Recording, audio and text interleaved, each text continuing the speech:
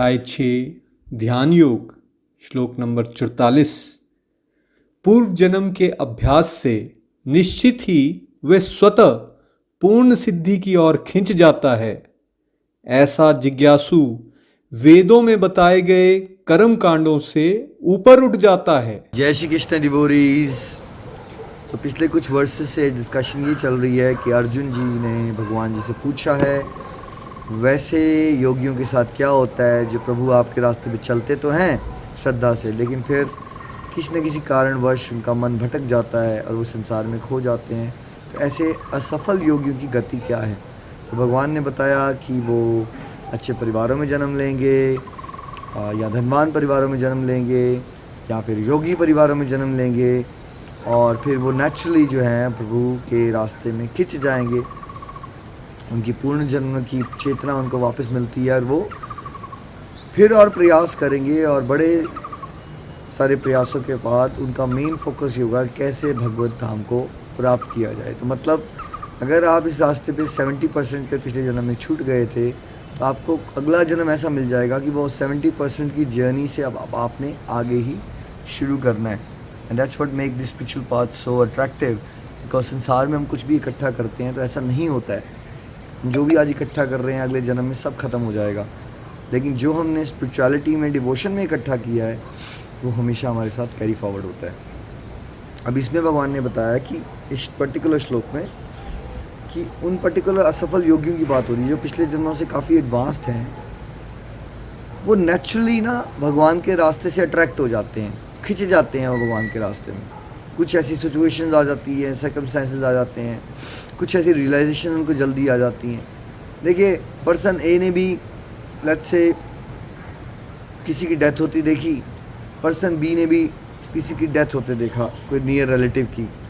Person ने जो है थोड़ी देर शोक मनाया फिर वो दुनियादारी में खो गया। जो पर्सन भी अगर अनसक्सेसफुल योगी होगा ना पिछले जन्मों का, तो वो एक डेथ को वैराग्य की दृष्टि से देखेगा। क्या है संसार, सच में वो देखो ये मेरे जो अंकल थे तो 50 ईयर्स में चले गए, तो क्या मेरे साथ भी ऐसा हो सकता है? तो उसका आंसर मिलेगा यस हो सकता है। तो वही एक्सपीरियंस है। एक पर्सन थोड़ी देर शोक मना के दुनियादारी में खो चुका है, दूसरा पर्सन उसको बड़ा गहराई से चिंतन करना शुरू हो जाएगा। और अगर उसने दुनियादारी के लोगों को ये बताया तो लोग बोलेंगे ओए ज़्यादा मत सोच, डिप्रेशन हो जाएगी, ऐसी बातें नहीं सोचनी चाहिए। लेकिन सच क्या है, जो असफल योगी होगा बिकॉज उसके पूर्व जन्मों की संस्कार ऐसे हैं, वो हर एक चीज़ को गहराई से समझता होगा और वो मंथन करेगा कि अगर इस पर्सन की इतनी जल्दी डेथ हो सकती है तो मेरा भी तो शरीर छूट सकता है, मैं क्यों इतना समय बर्बाद कर रहा हूँ, फालतू की चीज़ें कर रहा हूँ। वो ज़्यादा उसको सीरियस हो जाएगा कि मैं क्यों ना ये क्वेश्चंस पूछूं, ये डेथ क्या है, इसके बियॉन्ड क्या है, मेरी लाइफ का पर्पस क्या है ना। और जब वो इंक्वायरी करेगा तो उसको फटाफट कोई ना कोई स्पिरिचुअल गाइड मिलेगा या उसको स्क्रिप्चर समझ आना शुरू हो जाएंगे। और यहाँ पे बताया जा रहा है कि ऐसे जो असफल योगी हैं वो वेदों में बड़े सारे कर्म कांड, बड़े रिचुअल्स बताए जाते हैं। ऐसा करना चाहिए, ऐसा नहीं करना चाहिए, सुबह इतने बजे उठो, इस दिन पे ये वाली पूजा करो, ऐसे व्रत का पालन करना चाहिए, है ना। बहुत सारे नियम हैं। लेकिन जो पूर्व जन्मों से काफ़ी एडवांस्ड होते हैं ना, वो भगवान की तरफ नेचुरली अट्रैक्ट हो जाते हैं, प्रभु का नाम जपने की तरफ, प्रभु की भक्ति की तरफ, प्रभु से भाव लगाने की तरफ। वो नियमों से काफ़ी हद तक ऊपर होते हैं, है ना। तो कई बार ये कन्फ्यूजन भी आ जाती है क्योंकि जो संसार लेवल पे होते हैं और धार्मिक बहुत लोग होते हैं, वो बड़े सारे नियम पालन कर रहे होते हैं। और उनमें से कोई अगर सडनली ये देखे कि एक दूसरा पर्सन सडनली जो पहले दुनियादारी में खोया हुआ था उनके एंगल से, बिकॉज उन्होंने देखा वो पार्टी कर रहा था या पब में जाता था या क्लब में जाता था, और सडनली आज वो स्पिरिचुअलिटी में आगे बढ़ रहा है, लेकिन वो ऐसे बड़े नियम नहीं फॉलो कर रहा है जैसे वो फॉलो कर रहे हैं, तो वो उसको क्रिटिसाइज भी बहुत करेंगे। ये क्या मतलब है, ये तो पखंड कर रहा है, ये है वो है। लेकिन जिसके पिछले जन्मों के अकाउंट स्ट्रॉन्ग है वो नेचुरली वो रिचुअल से अट्रैक्ट नहीं होता। ये कुछ ऐसी बात है कि आप कॉलेज में पहुंच गए, अब कॉलेज में तो कोई यूनिफॉर्म नहीं होती, ठीक है, जबकि स्कूल में आप यूनिफॉर्म पहनते थे। अब आप कॉलेज में पहुंचे हो तो यानी कि क्या मतलब है इस बात का? नेचुरली क्या अंडरस्टैंड कर लेना चाहिए कि आपने फर्स्ट, सेकंड, थर्ड, फोर्थ ये जर्नी कंप्लीट कर ली है, इसलिए अब आपकी सिचुएशन में आप क्या है, यूनिफॉर्म नहीं पहन रहे हो, ठीक है। लेकिन ये हो सकता है जो समझदार ना हो, जो यूनिफॉर्म पहने वाले बच्चे हो, बोले ये क्या मतलब है, ये तो आ रहे हैं, हमें यूनिफॉर्म पहननी पड़ रही है, इनको नहीं पहननी पड़ रही, तो इसी पार्टी को लेकर झगड़ा भी हो सकता है। ये यूनिफॉर्म कहना क्या है, नियमों का पालन होता है, बहुत सारे नियम होते हैं, ऐसे करो वैसे मत करो, ठीक है। लेकिन जैसे वो कॉलेज वाला बंदा है, वो अब कोई भी कपड़े पहन के आता है, राइट, तो वो यूनिफॉर्म से अट्रैक्ट ही नहीं हो रहा है। तो वैसे ही जो सोल पिछले जन्मों में वो क्लास 1 2 3 4 स्पिरिचुअलिटी का कर चुका है, वो बहुत सारे नियमों से अट्रैक्ट नहीं होगा, बट उसके अंदर दिव्य गुण बहुत ज़्यादा आ जाएंगे, वो अपनी राक्षसी प्रवृत्ति को बहुत ज़्यादा कंट्रोल कर पा रहा होगा। बहुत सारे लोग ऐसे होंगे जो नियम पालन बहुत स्ट्रांग कर पा रहे होंगे, बट अपने काम पे जाएंगे, गाली गलौज भी कर देंगे, ठगी भी कर लेंगे, झूठ भी बोल डालेंगे, लेकिन नियम पालन बहुत अच्छे होंगे उनके। और दूसरा जो असफल योगी होगा, पिछले जन्मों से एडवांस्ड होगा, उसके नियम पालन स्ट्रांग नहीं होंगे, बट उसका व्यवहार, आचरण, दूसरों से बात करने का तरीका, वो ये फील कर पा रहा होगा कि इन सभी के अंदर परमात्मा है, किसी को ठगना नहीं है, और दान देना है तो किस भाव से देना है ना। मैं अगर अपनी जर्नी भी देखूं तो मुझे इस वर्सेस से बहुत हेल्प हुई थी, बिकॉज मेरे साथ भी ऐसा हुआ था कि बचपन से लेके हमने तो कभी ज़्यादा लेडीज़ को थोड़ा बहुत घरों में पूजा पाठ करते हुए देखा, बट हमारे घर में मेल्स का तो कोई कल्चर ही नहीं था। हाँ, सब लोग अच्छे लोग थे, हेल्प करते थे सबकी, बट ये धार्मिक वगैरह नहीं थे हमारे घर के में, तो हमने भी कोई बचपन से देखा नहीं कुछ सिस्टम। हमें ये लगता था ये लेडीज़ का काम है। तो 28-29 ईयर्स तक तो मैंने डिवोशन में कुछ किया ही नहीं है सच। और सडनली जब मैं इस रास्ते से अट्रैक्ट हुआ तो मैं कुछ महीने में भागवत गीता पढ़ाने की स्टेज पे आ गया, और मैं लोगों को समझा रहा हूँ, लोगों को समझ आ रही, लोग बदल रहे हैं। मैं नेचुरली नाम जाप से अट्रैक्ट हो गया, भगवान का नाम बहुत लेना शुरू हो गया, है ना। जैसे देखिए, एक कॉमन रूल होता है कि आपको ब्रह्म मुहूर्त में उठना चाहिए, आइडियली वही बताया गया है, वही बेस्ट टाइम है। ऑन द अदर हैंड, मैं ऑस्ट्रेलिया में था तो मेरी लाइफ कुछ ऐसी थी कि मेरे वर्किंग आवर्स में ही घर ही में 9:30 आता था रात को, और ऑस्ट्रेलिया 4-5 घंटे आगे चलता है इंडिया से। तो जब मैंने सबसे पहले भागवत गीता पढ़ाई नितिन जी को, तो मेरे बड़े भैया को, तो वो बोलते मैं फ्री नहीं होता।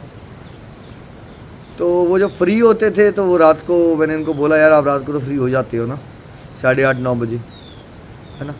तो उस समय पे वो कहते हैं कि नहीं यार, मेरे को तो वो तो मेरा वो ना, तो आपको तो पता ही है, वो तो मेरा वो वाला समय होता है, ये तो मेरा ड्रिंक्स लेने का समय होता है।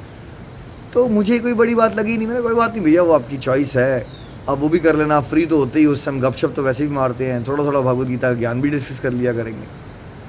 और उस समय में मेरे रात को 2 बजे होते थे, और कभी और ऐसा भी हुआ कि मैं सुबह 7 बजे तक बेसिकली हम भगवद गीता पे ही डिस्कशन करते जा रहे हैं, है ना, श्लोकों को डिस्कस कर रहे हैं, या हम लाइफ में गलत डिसीजंस कैसे ले रहे हैं, भगवान क्या समझा रहे हैं, हमें करना क्या चाहिए, हम कर क्या रहे हैं। तो ना ये इशू आया, ना मेरे दिमाग में कभी ये आया कि यार ये तो भैया तो ड्रिंक्स ले रहे हैं, मुझे भगवान की बात नहीं करनी चाहिए।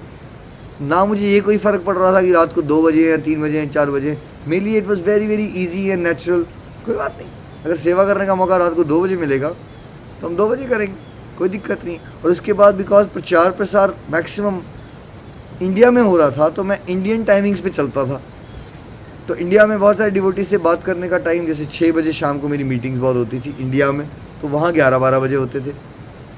और मेरा बेस्ट टाइम ही साधना का ये 10 के बाद जो 3 बजे का टाइम होता था, वो गोलोक एक्सप्रेस मैनेजमेंट एंड मेरी साधना का टाइम होता था, या भजन सुनने का टाइम होता था। तो कई बार तो मैं सोया ही 3-4 बजे, मेरा कॉमन टाइम था 4 बजे सोना। तो उस तरह से देखा जाए तो वो नियम पालन नहीं किया मैंने, क्योंकि आइडियली 4 बजे उठना चाहिए, मैं तो कई बार 4-5 बजे सोता था। लेकिन सबसे ज़्यादा इंटेंस स्पिरिचुअल प्रैक्टिस जो मेरी हुई, और जो सबसे ज़्यादा अच्छी ग्रोथ हुई गोलोक एक्सप्रेस की जो प्रचार प्रसार में उस समय पे हुई, तो एक तरह से देखा जाए तो मैंने नियम पालन नहीं किया। कोई रिचुअल्स के हिसाब से चला जाए तो वो रिचुअल फॉलो नहीं हुए। लेकिन सबसे बड़ा नियम क्या है, जो मुझे समझ आ चुका था, हमेशा भगवान को याद करो और भगवान को कभी भूलो नहीं। और अगर भगवान की सेवा में, और वो भी भगवत ज्ञान के प्रचार में, आपको नियम इधर के उधर करने पड़ते हैं तो आप कर सकते हो। ये बात मुझे नेचुरली समझ आ गई थी, और मैक्सिमम लोगों को ये बातें समझ नहीं आती। वो नियम पालन के चक्कर में वो नियमों की भक्ति करना शुरू कर देते हैं। कई बार तो मैंने लोगों को सोचा वो प्याज लहसुन का पॉइंट इतना इंपॉर्टेंट हो जाता है कि वो बंदे से एक हेल्दी रिलेशनशिप इस्टेब्लिश करने की जगह फ्रेंडशिप इस्टेब्लिश करके उसके दुख सुख की बात सुन के धीरे धीरे उसको गाइड करने की जगह उनका पहले पॉइंट ही होते हैं, तुम्हें प्याज लहसुन छोड़ना पड़ेगा, तुम्हें ये छोड़ना पड़ेगा, तुम्हें ऐसे करना पड़ेगा। वो नियमों में इतना थोप देते हैं और बहुत सारे जो नए नवसाधक शायद भगवान की तरफ चल भी पड़ते, पर बिकॉज बहुत सारे डिवोटीज नियमों की भक्ति कर रहे होते हैं, वो प्रचार में इतने नियम थोप देते हैं स्टार्टिंग में ही किसी के ऊपर कि बहुत सारे जो साधक हैं वो भक्ति से भाग ही जाते हैं, क्योंकि लगता है यार इट्स टू मच, मैं इतना बंधना नहीं चाहता। देखिए, इसका यह मतलब नहीं है कि नियम पालन इंपॉर्टेंट नहीं होते, नियम पालन करने चाहिए जितना हो सके, बट यहाँ जो बात समझाई जा रही है, पिछले जन्मों से जो स्पिरिचुअली बहुत एडवांस लोग होंगे वो नियमों से उतना अट्रैक्ट नहीं होते हैं, बिकॉज वो हाईएस्ट नियम भगवान की शरणागति के कॉन्सेप्ट को समझ चुके होते हैं, उनका भाव आ गया होता है अलग तरह का, उनकी कॉन्शियसनेस अलग स्टेज पे होती है, तो वो नेचुरली प्रचार प्रसार हरिनाम में उनकी रुचि ज़्यादा होती है। बहुत सारे लोग पूजा कर रहे होते हैं, 25 साल हो गए होते हैं, एक बार भी भगवान का नाम नहीं लेते हैं, नाम जाप नहीं कर पाते रेगुलरिटी से, किसी और को भगवान की तरफ मोटिवेट नहीं कर पाते हैं। आज भी ये सोचते हैं मैं तो पूजा कर रहा हूँ, मेरा फ़ायदा हो जाए, किसी और का फ़ायदा ना हो, या किसी और के नुकसान के लिए भी प्रार्थना कर लेंगे, है ना। बहुत सारे लोग ऐसे होते हैं।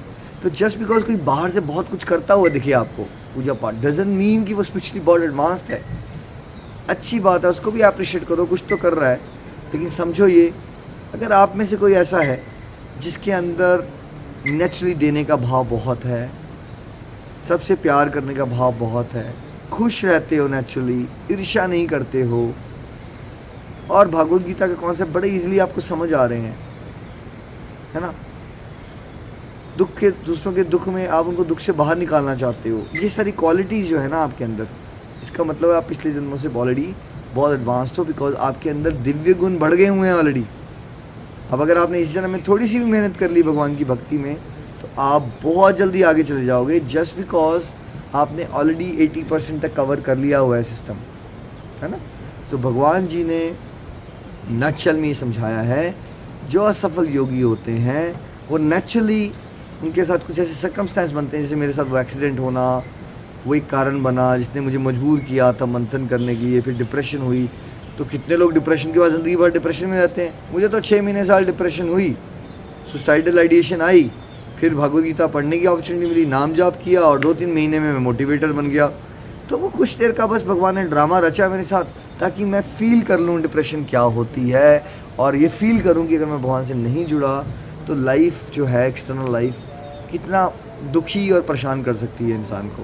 और फिर मैं भगवान की तरफ नेचुरली अट्रैक्ट हो गया, है ना। श्रीमद् भागवत गीता की जय।